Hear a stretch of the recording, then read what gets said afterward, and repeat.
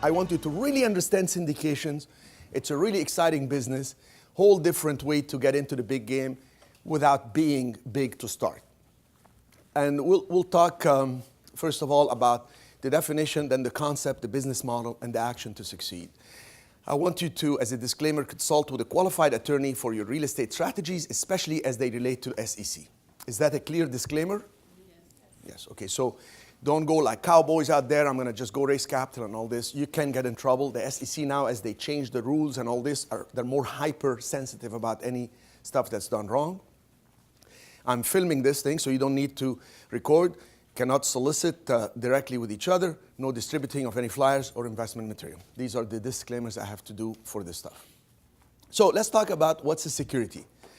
So when you think of a security, the SEC defined it as when an individual or a company or whatever entity raises capital from others with the intention of paying them a profit on that money based on their sole decision-making ability.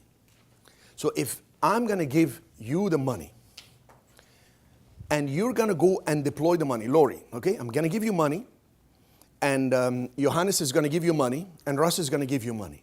And we're going to rely solely on your ability to decide where to deploy that capital, what to do with it, and you're going to pay us a return. Are we expecting a profit, yes or no? Yes. Is it solely her decision-making, yes or no? Yes. It's her decision. We have nothing to say it's hers. That's the power of the syndication. She's going to take the money and she's going to tell us within reason we're going to do this and that. But that's fine. Then that's a security. If she does it without filing with the SEC, she can be fined, she can be penalized, she can be suspended from raising capital for 5 years in the state, or she can go to jail if she can't pay us the money back. You understand? It depends how serious the matter is. Now, what if, let's do the reverse of it. What if we do a partnership? Partnership is Johannes, Russ, and Cherif will give the money to Lori, and then when we go and do a deal, she's going to ask us, hey guys, do you want to buy the Embassy Suites in Napa Valley now that we have the money together? Lori, what are the numbers? Now we're talking specifically about this. No, Johannes says, no, I don't like that property. And I say, well, maybe you can do. Now we're doing collective decision making. It's no longer her sole decision-making ability. Now, do you think we're going to be able to get along? Maybe the first deal, maybe when we buy, but maybe not ongoing. Now the building needs a new roof. She's coming to us, and now we say, I don't want to pay for the roof. Now we got problems. Partnerships are very hard to work. Syndications are better because one person decides. But if you're going to do a syndication, the SEC says it's a security.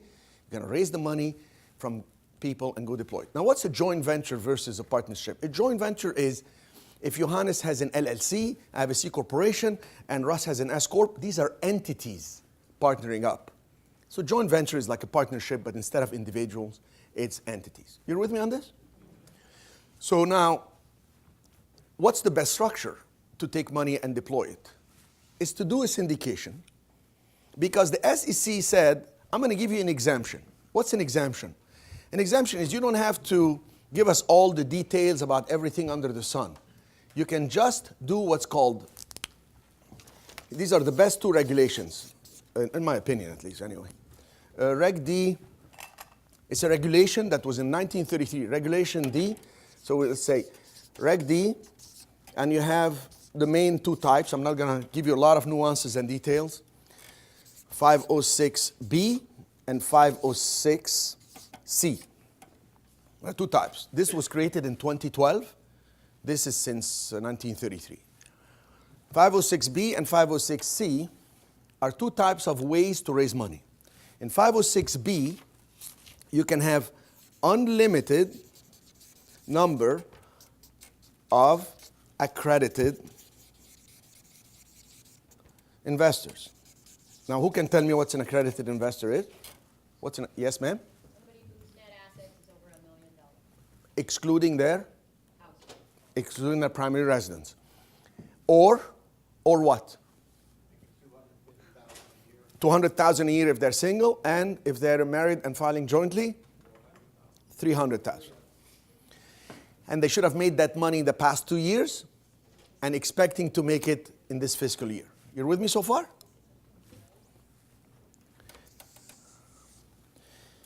Plus, you can have up to 35, they call it sophisticated investors, but let's call it here non-accredited investors.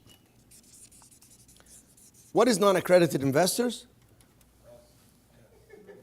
Non-accredited investors, people without $1 million outside their primary residence. Now, if you're going to take non-accredited investors, you have to be careful because now the SEC's whole mission in life is to protect the non-accredited investors. So that's why they limit it to 35. When you look at the history of why, because most complaints came to the SEC from non-accredited people. They say, we put our money with John Doe and John doesn't want to cash me out. And they say, when did John meet you? How did he meet you? Etc. So this one, it says it requires, there is a requirement. In existing, and they call it substantial relationship. What's an existing and substantial relationship? Do we have an existing and substantial relationship? Do you know what I do? Yes. Do I know you? Yes. Do you know why you're here? Yes. Okay. Have you seen me before? Yes. Many of you have. So that's an existing substantial relationship. How about for a crowdfund online, like Crowdfund Express, the way we set it up? How do I establish with people I haven't seen an existing and substantial relationship? You'll have to sign up on the site, and you have what's called a cool-off period for 30 days. Now we have an existing substantial relationship. You're with me on this? Okay. So the SEC said this is a private fund, so you need to raise money from people you know. If they have $1 million, you can have as many of them, and they can give you as much money as you want to raise. But if you're going to go with non-accredited, like means when you ask somebody, Lloyd, do you have a net worth of $1 million over outside your primary residence? And if he says, no, not at this time, okay, then you're non-accredited. Go ahead and fill out the form, which is a subscription agreement. So it says, I, Lloyd, will invest with Cherif Medawar for this fund. Now he's one of the non-accredited. Now I have 34 more to raise money from. But yearly now, I have to do more accounting, an audit that costs $10,000 or whatever, or actually even more right now, and have it on file, because if the SEC walks in and says, you're raising money from non-accredited people, do you have an audit for your financials? Do you have this? I have it. So what is my suggestion? My suggestion has always been, take money only from accredited investors. You will have less hassles with the SEC. You have less expenses running the fund. You're with me so far? Tell you, because I want you to put the hat of, I'm going to be a fund manager, even if you're scared. Heck, if you're not scared, you're crazy. You should be scared first. You understand my point? So what if non-accredited investor, like in MIXIF, what if I have a lot of students that are non-accredited, but they want to invest in MIXIF? How could we take them? The SEC says if there is an entity that has $5 million in assets, and you can show that, they can invest in that entity, and that entity, as an accredited entity now, can invest in that fund. You understand my point? Well, I have many of these entities. One of them is a company called Original Resources that has more than $5 million in assets. So what I had is some people that invest in Original Resources invest then in MIXIF. So I'm able to help the students that couldn't come in directly or wouldn't come in directly, or I didn't want them to come in directly. You see my point? There is always the rule, and then they tell you, here's the exception if you want to get around it, here's the only thing we'll accept. Now, most people stop at the rule. They don't want to go down and look, because it's very boring to read that stuff. For me, it's very exciting. I mean, I print the irs.gov information. When I fly, I'm reading it like Alice in Wonderland. I can do what? Set up this and do that and move the money, this and that. Okay. What happened then is, since this is a private fund that is to be promoted to people with whom you have an existing relationship, the SEC said you cannot advertise it. You cannot go on TV or put a newspaper and say, I have a fund and I'm raising money. It can only be done when you know people, and you can do it one-on-one or in small groups. You're with me on this? You cannot, for example, I cannot advertise, come to the Marriott Hotel and hear about the MIXIF fund, and people from the street come over, some doctor, some whatever, and I tell them, hey, I have this great fund. It just wouldn't work. It would be illegal. I have to first make them sign that they're qualified that they are accredited investors. Tell them, generally speaking, we have investments. If you're interested, fill out this form. We'll get back to you. Then we call them, fill out another form, then bring them. So we create a relationship, which is like 2 and sometimes even 3 steps. Everybody with me? Now what happened now is to the Jobs Act, thanks to Obama, he said, well, let's go ahead and, the accredited people we don't have to worry about. Let's create a fund, regulation with the SEC, and have the people that are raising money be able to advertise that. I mean, come on, let's just get the money and create jobs and create expansion. So 506C came up and said, unlimited number of accredited investors. No non-accredited investors. And you can advertise publicly. Everybody with me on this? But there is one requirement we want from you, fund managers, the SEC said, since Obama's forcing us to do this, because they don't like anything. SEC doesn't like anybody to tell them what to do.